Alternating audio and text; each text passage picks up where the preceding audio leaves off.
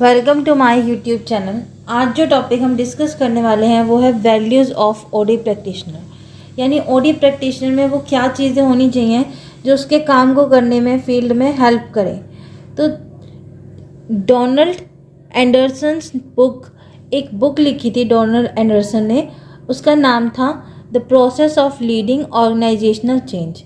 इसके अंदर 6 core values दी थी ओडी प्रैक्टिशनर के लिए, जो उसके पास होनी चाहिए जब वो फील्ड में काम कर रहा है। तो ठीक है, तो सबसे पहली है हमारे पास पार्टिसिपेशन, इन्वॉल्वमेंट एंड एम्पावरमेंट।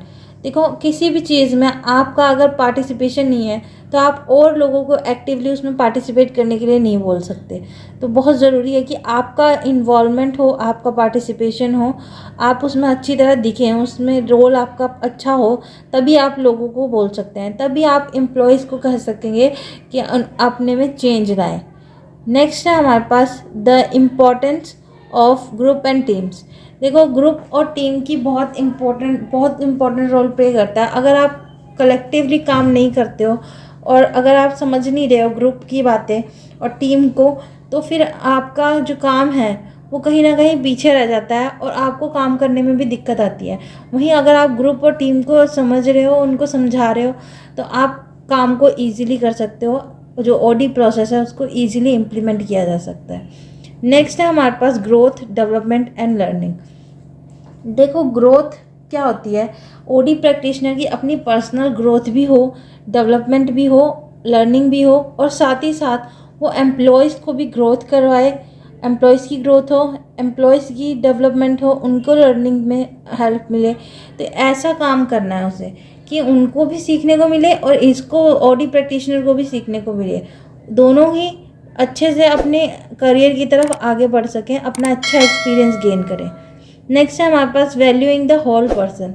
देखो, क्या होता है, एक पर्सन को अगर वैल्यू नहीं की जाती ना, तो वो पीछे महसूस करता है अपने आप को, और वो पीछे महसूस करता है तो वो जल्दी से चीज़ें अडॉप्ट नहीं कर पाता। अगर आप उसको कुछ काम कह रहे हैं तो वो काम जल्दी नहीं कर पाएगा अगर उसको वैल्यू नहीं किया जा रहा है। अगर आप ही हो, आपको मैं वैल्यू ना करूं और आपको कहूं कि मेरा ये काम कर दो, तो आप करोगे नहीं। तो यहाँ पे भी यही है, वैल्यूइंग द होल पर्सन, यानी हर एक पर्सन को वैल्यू करना पड़ता है, हर एक पर्सन को अच्छे उससे देखना पड़ता है कि हाँ, इनका भी सब कल्याण हो। ठीक है। नेक्स्ट है हमारे पास डायलॉग एंड कोलैबोरेशन।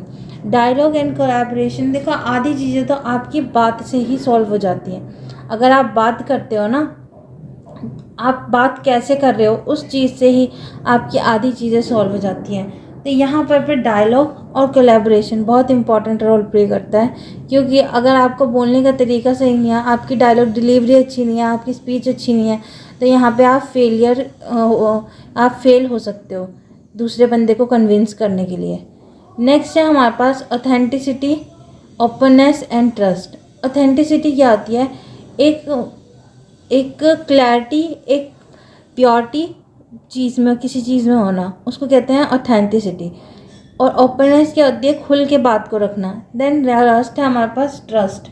ट्रस्ट तो आपको पता ही होगा, अगर आपको विश्वास ही नहीं है मुझ पर, तो मैं आपसे गोलमोल करके बातें कर रही हूँ, तो आपको क्या कुछ समझ आएगा?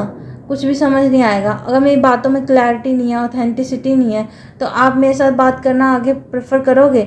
नहीं करोगे। तो बहुत ज़रूरी है बात में ऑथेंटिसिटी होना, ओपननेस होना, ट्रस्ट होना, वरना तो बात को पूरा करने का कोई मतलब ही नहीं बनता अगर आप सामने वाले को घुमा फिरा रहे हो। ठीक है, तो ये था टॉपिक हमारा, वैल्यूज़ ऑफ ओडी प्रैक्टिशनर।